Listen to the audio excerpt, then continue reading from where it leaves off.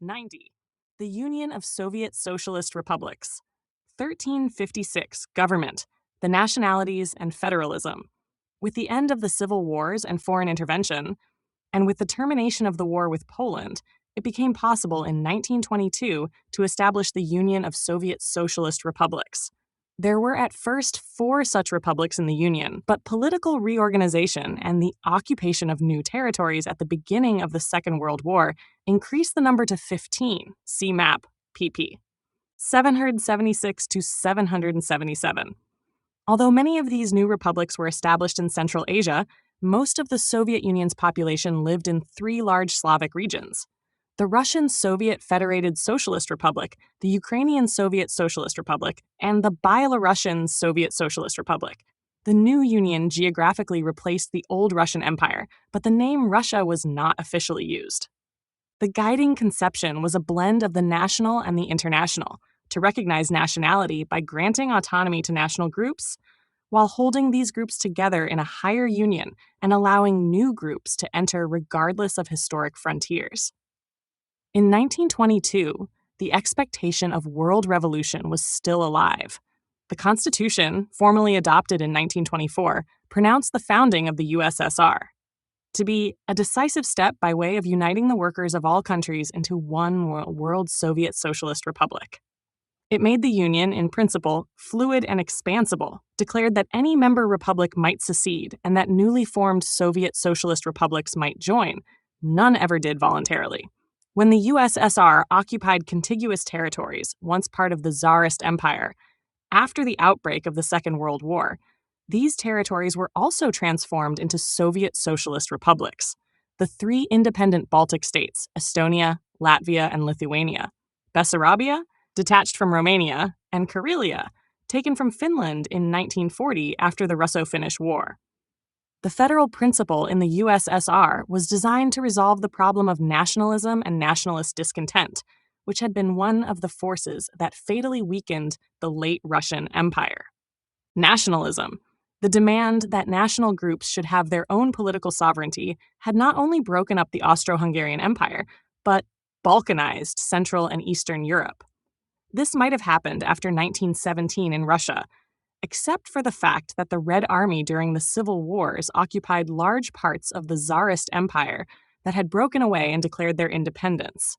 As it turned out, by 1922, the USSR occupied a sixth of the world's land area.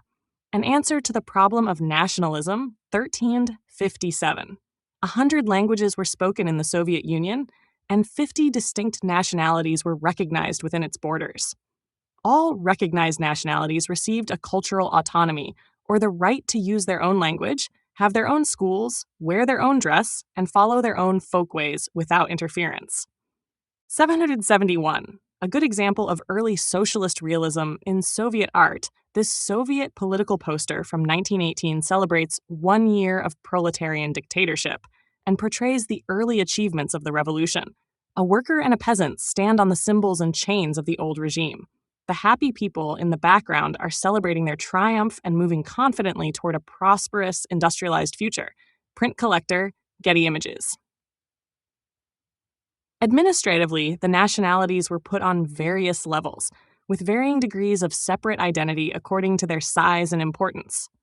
The most important were the Soviet republics themselves, but in practice, the Russian SFSR, with over half the population and 158/4 of the territory of the Union, predominated over all the others. Moreover, all political and economic rights were severely limited by the concentration of authority in the hands of the central government.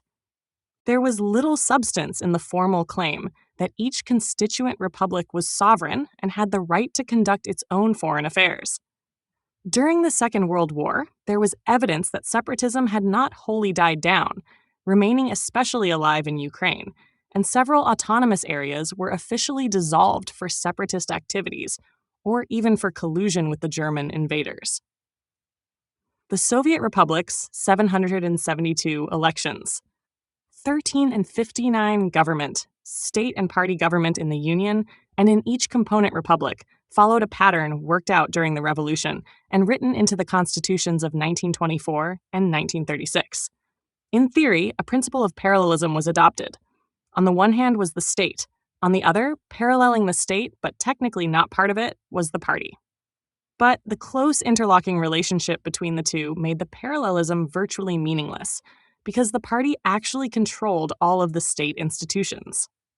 The distinctive state institutions were the councils or Soviets, from which authority theoretically ascended through a hierarchy of local, provincial, and national Soviets. Under the Constitution of 1924, only toilers had the right to vote for Soviet members, but in the later Constitution of 1936, a more direct democratic procedure was introduced. Voters henceforth directly elected members of the higher Soviets, a secret ballot was adopted, no class was any longer denied the vote, and a bicameral parliament was created. On the state side, as set forth in the Constitution of 1936, the government embodied many seemingly democratic features. Yet alongside the state, at all levels and in all localities, was the party. Only one party was allowed, the Communist, though non-party members might be elected to the Soviets or to other official positions. In the party, authority began at the top and proceeded downward. At its apex stood the Central Committee, whose membership varied from about 70 in the 1930s to more than double that in later years. Within the Central Committee, a powerful Politburo, or political bureau, of about a dozen members dominated discussions of policy and personnel. An even more powerful General Secretary, the office that Stalin virtually fashioned, dominated the entire structure and apparatus with authority over appointments, assignments, and decisions at all levels. Thus, power and authority in the Communist Party flowed downward and outward, as in an army, or as in a highly centralized government agency or large private modern corporation, except that the party was not subject to any outside control. Discipline was also enforced by the fearsome machinery of the secret police, which was used against party members as well as those outside. The Central Committee of the party, 1,360. The number of party members, men and women, which could not have been more than 70,000 at the time of the revolution, rose to about 2 million by 1930, 3 million by 1940, and to 19 million in the late 1980s. A party of 2 million members, though small in contrast to the population of the USSR, still represented an enormous growth for the party itself. For each old member who had joined before 1917, there were thousands of new ones. To preserve party unity under the new conditions, strict uniformity was enforced. The base of the party structure consisted of small nuclei or cells. In each factory, in each mine, in each office, in each class at the universities and technical schools, in each labor union, in each of the larger villages, a few people belonged to the party and imparted party views and party momentum to the whole social group. Growth and nature of the party.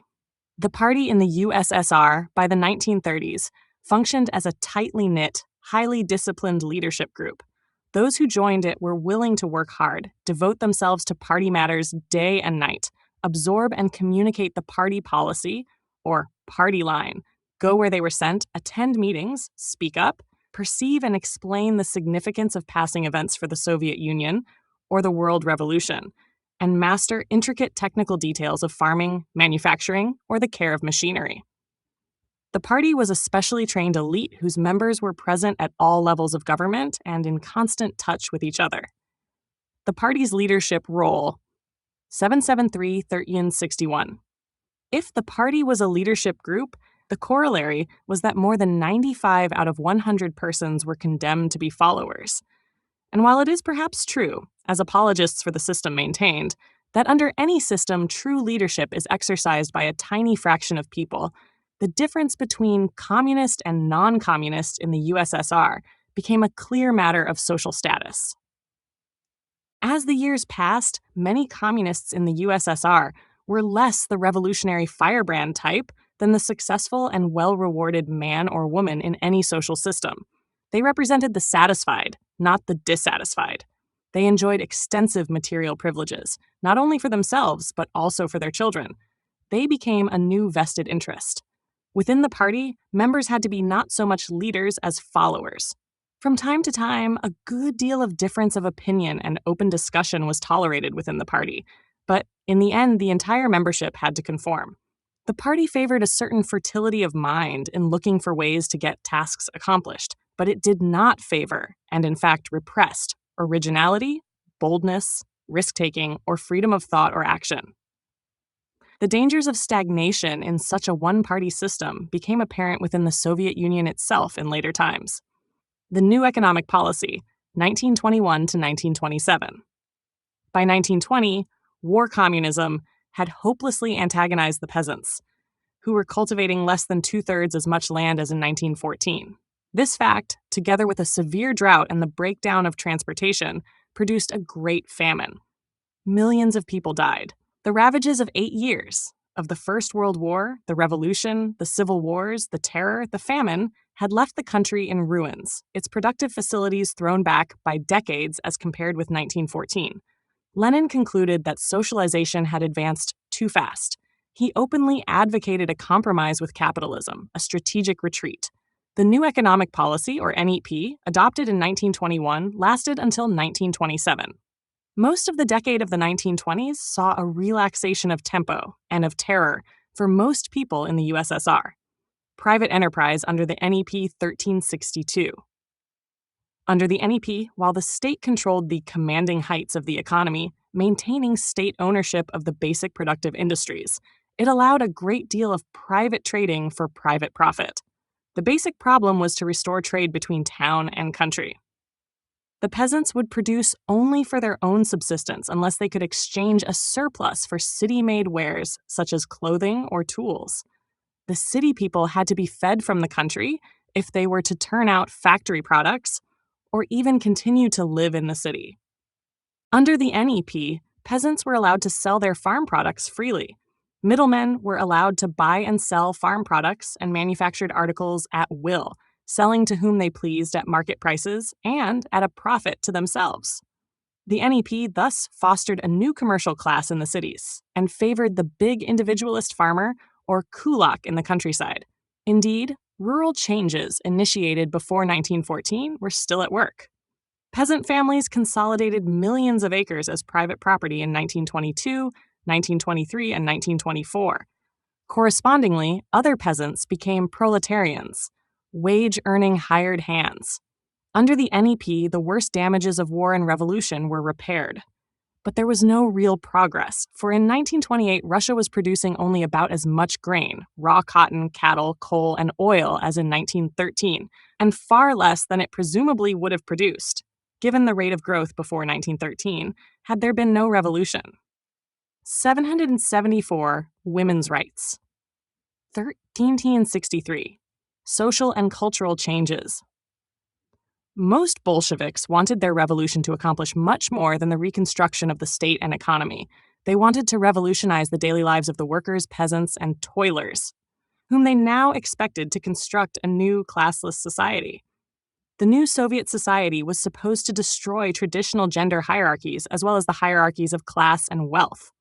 Under the legal reforms of the revolutionary regime, women received equal voting rights, the right to divorce, and access to birth control and abortion, which was legalized in 1920. The new theoretical rights, however, did not have much immediate effect on the social or economic lives of most women in the Soviet Union. Some of the new rights soon lost significance. For example, the right to vote, or disappeared. For example, abortion became illegal again in the 1930s and 1940s, and traditional social relations among the rural masses could not simply be transformed by revolutionary decrees. But it is also true that many girls and young women, like the boys and young men from the working classes, began to receive more education, especially after the turmoil of the Civil War subsided in the early 1920s. The campaign to improve pre-revolutionary literacy rates was only one example of the early Bolshevik aspirations for radical cultural changes. Writers and artists rallied to the revolutionary cause, seeing the social upheaval as part of a wider rejection of traditional ideas and artistic forms. The creative film director Sergei Eisenstein joined with avant-garde theatrical groups to create imaginative new techniques for editing films, portraying dramatic action and representing political themes. Using his new techniques, Eisenstein produced a famous film about the Russian Revolution of 1905, Battleship Potemkin, 1925, which was commissioned by the Soviet government and which is still regarded by many critics as one of the most innovative films in the history of cinema. Meanwhile, some radical artists sought to combine futurist art with the socialist revolution, and the young Russian poet Vladimir Mayakovsky moved on from a famous ode to revolution to innovative experiments with a new poetic language. In the end, though, Mayakovsky fell into despair and committed suicide as Soviet society entered the Stalinist era of rigid social control. By the late 1920s, the period of experimental art was over, and the new cultural orthodoxy of socialist realism was celebrating the beauty of large factories and tractors rather than the abstract mysteries of the artistic avant-garde. Like all other spheres of Soviet life, art fell under the strict control of the Communist Party and government institutions. Art, literature, and film. 1364. Stalin and Trotsky.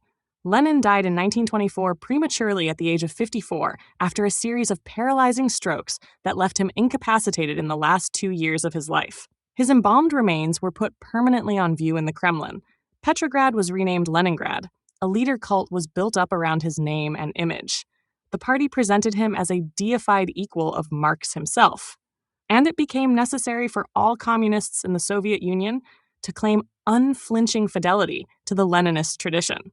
Actually, in his own lifetime, the old Bolsheviks had never regarded Lenin as infallible. They had often differed with him and with each other. As he lay dying and after his death, his old companions and contemporaries, carrying on the feuding habits of the émigré days, fought with each other for control of the party in Lenin's name.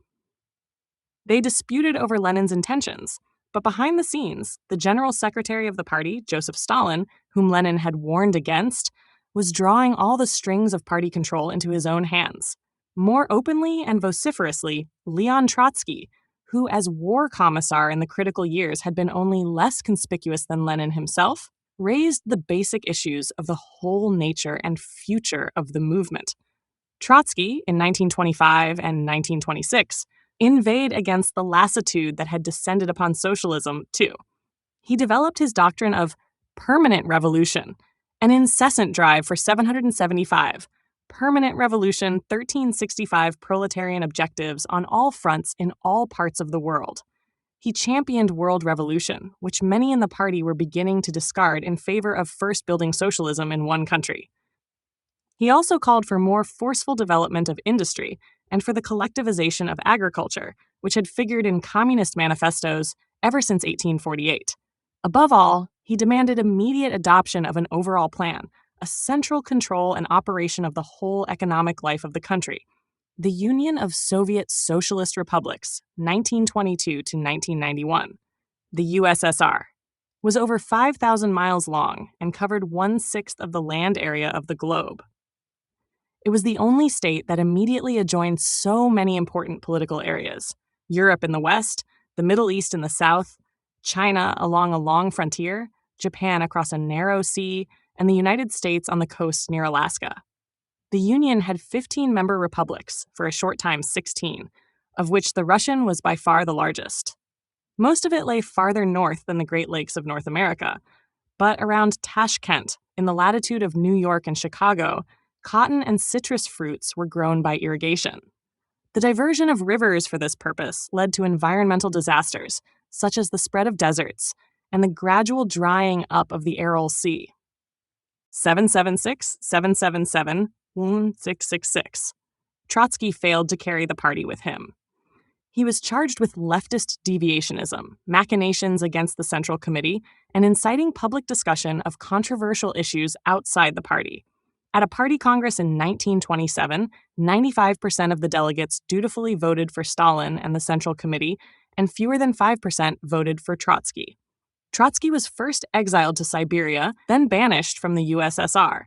He lived in Europe and then in Mexico, writing and propagandizing for the permanent revolution, condemning developments in the USSR as a monstrous betrayal of Marxism-Leninism, and organizing an underground against Stalin as he had done in former days against the Tsar. He was murdered in Mexico in 1940 by a Soviet agent.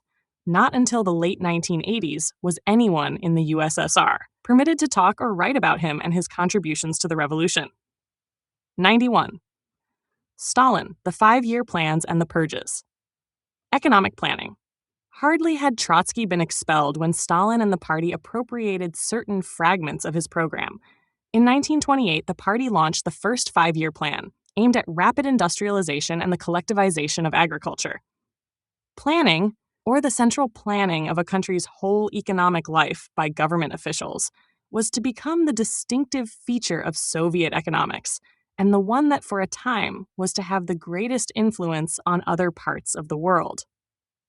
In retrospect, it seems strange that the communists waited 10 years before adopting a plan. The truth seems to be that the Bolsheviks had only vague ideas of what to do after their seizure of power. Marxism, for the most part, gave only general descriptions of a future classless society.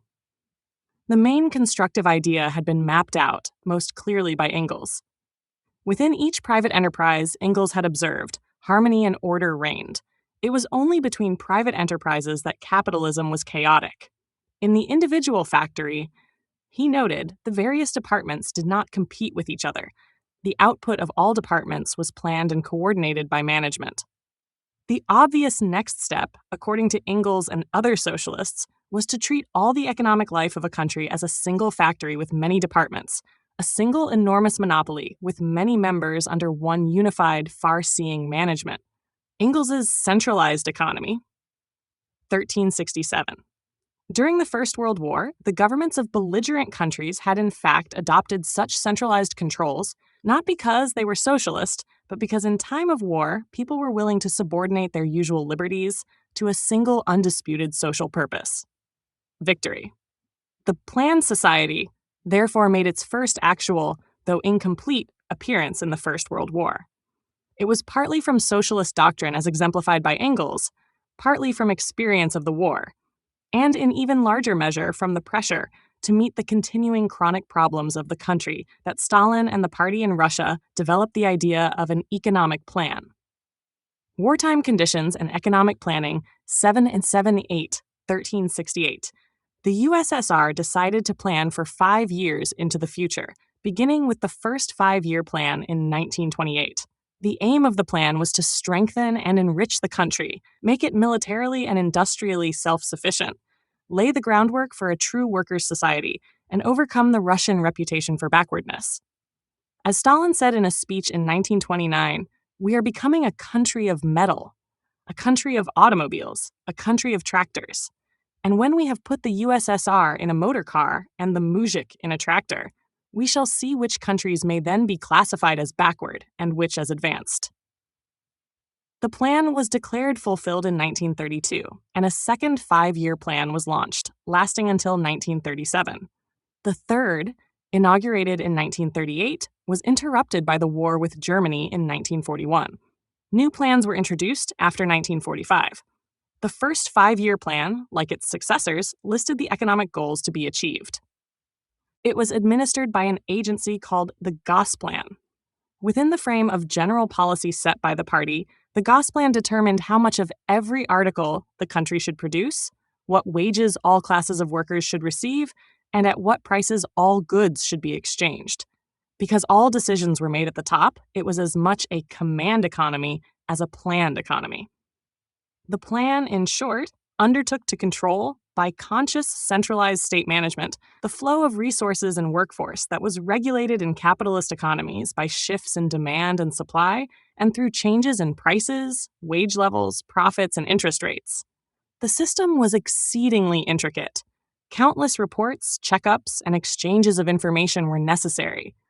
A huge class of bureaucrats came into existence to handle the paperwork. The plan achieved some of its goals, exceeded a few, and failed in some. The criteria for fulfillment were almost always quantitative, often to the complete neglect of quality control. The first 5-year plan, Building Capital Wealth, 1369. The primary objective of the first 5-year plan was to build up the heavy industry or capital wealth of the USSR. The aim was to industrialize without the use of foreign loans. Russia in 1928 was still chiefly an agricultural country. The world offered hardly any case of a country shifting from agriculture to industry without borrowing capital from abroad. Britain, the original home of the Industrial Revolution, was the best example. Although, even there in the 18th century, a great deal of capital invested in England was owned by the Dutch. An agricultural country could industrialize from its own resources only by drawing upon agriculture itself. An agricultural revolution had been prerequisite to an industrial revolution in England. By enclosure of land, the squeezing out of small independent farmers, the introduction of scientific cultivation, and under the auspices of a growing class of wealthy landowners, England had both increased its production of food and released many of the rural population to find employment in industry. The first 5-year plan called for a similar agricultural revolution in Russia without benefit to landlords and under the auspices of the state, but no one could foresee all of its social and economic consequences. The collectivization of agriculture. The agricultural plan of 1929 set up collective farms, averaging a few thousand acres apiece, which were considered to be the property not of the state, but of the peasants collectively who resided on them. A few state-operated collective farms were also established as models for the others. Individual peasants were to pool their privately owned fields and livestock in these collectives. When those peasants who possessed fields or stock in considerable amount, the prosperous peasants or kulaks, resisted surrendering them to the new collectives, they were ruthlessly liquidated as a class. Zealous detachments of communists from the cities used violence. Poor peasants turned upon rich ones, 779.